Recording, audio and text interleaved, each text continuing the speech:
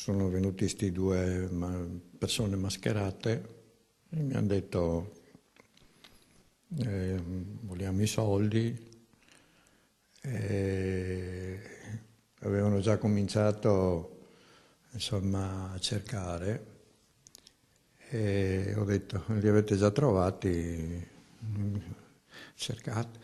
È comparsa una terza persona che praticamente ha fatto la custode e gli altri hanno fatto l'ira di Dio, appunto.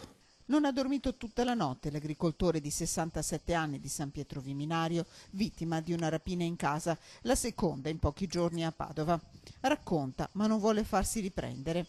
Era rientrato intorno a mezzanotte. In queste sere d'estate chi lavora la terra fa la spola con campi e vigneti per seguire le irrigazioni.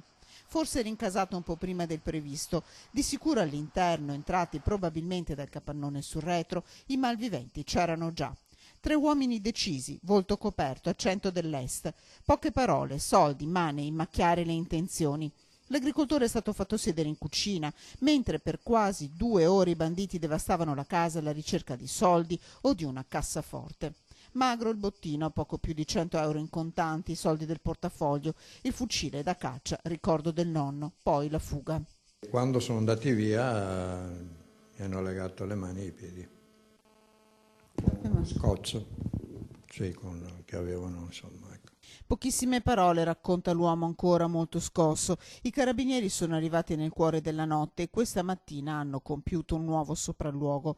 Nel giardino sul retro sono stati recuperati alcuni arnesi da scasso. Per l'agricoltore che in questa tenuta colonica vive solo un incubo. Paura è un'esperienza da...